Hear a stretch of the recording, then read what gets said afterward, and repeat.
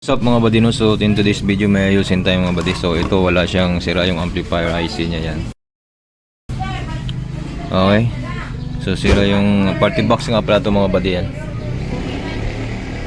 Okay. So may power siya kaso sira yung IC niya.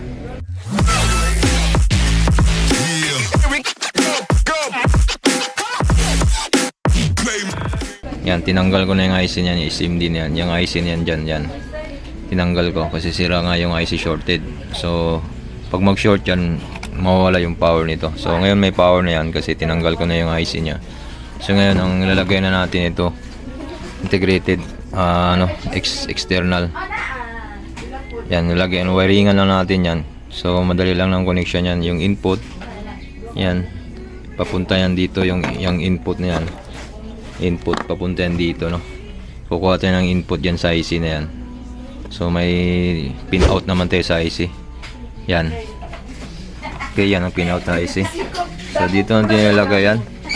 Tapos yung output naman nito sa speaker na. Tapos yung power naman yan dito natin ilagay sa supply ng amplifier niya dito. Itong may filter na yan. Supply ng IC amplifier niya yan. Yan. Dalawa. So dyan tayo kukuha ng magtatap papunta dito sa power. Yan, lagyan na natin ng wire yan ito. Okay, so assemble lang muna natin itong mga buddy, no. Pagkita ko siya pagkatapos explain natin. Okay mga buddy, no, na-wiringan na natin buddy yung external amplifier natin yan. So ito yung input. So ito naman yung para sa power. Yan.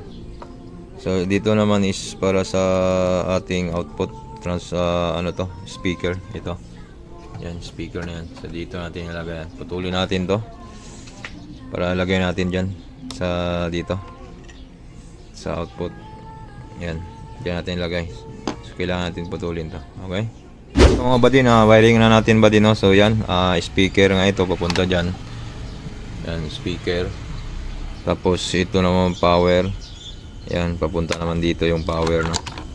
Yan, ito yung power. Okay, tapos yung input nya ito input, ito naman yan, itong wire na to yung input. Based sa pin out ng IC natin mga buddy, sa pin 3 siya, nasa pin number 3. So dyan natin tinatap sa pin number 3 ng IC. Okay, 3 at 4 yan eh. Okay, so ngayon testing natin mga buddy, no. Ayan buddy, power on na natin to buddy, na kabit na natin yung power supply rin. So mahirap mag isang kamay lang. Okay, so dito power on natin ito. Yun, umilaw na siya. Naka USB na siya mga buddy, no. Buddy, huwag na natin yan buddy kasi makopyright tayo. Next song lang tayo. Hanapin natin yung remix. Next lang tayo, next. Ito next. Tingnan natin kung remix na ba. Ayan, pwede dito. Ito hindi tayo mag-copyright.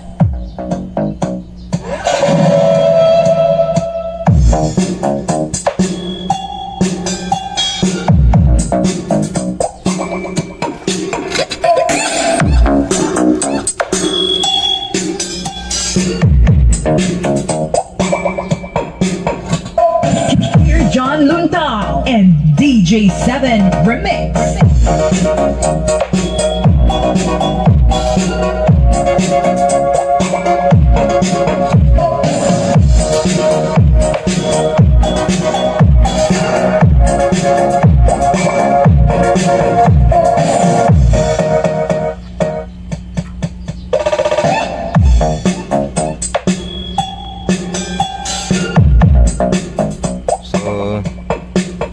So okay na siya mga buddy, no. Symbol muna natin to para ma-final testing na natin. Okay, bali dito natin ilagay yung ano natin buddy, no.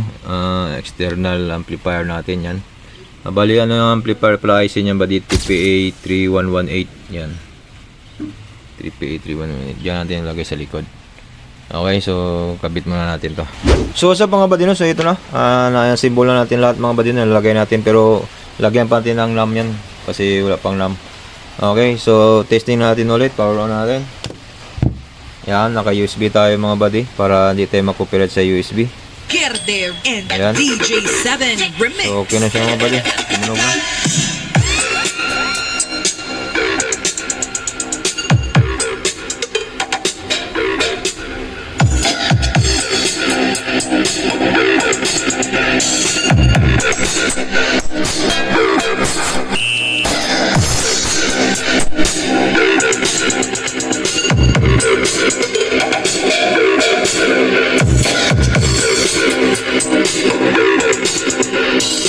Kailangan natin buddy kasi may natutulog na bata sa kapitbahay natin, baka pagalitan tayo mga buddy, no?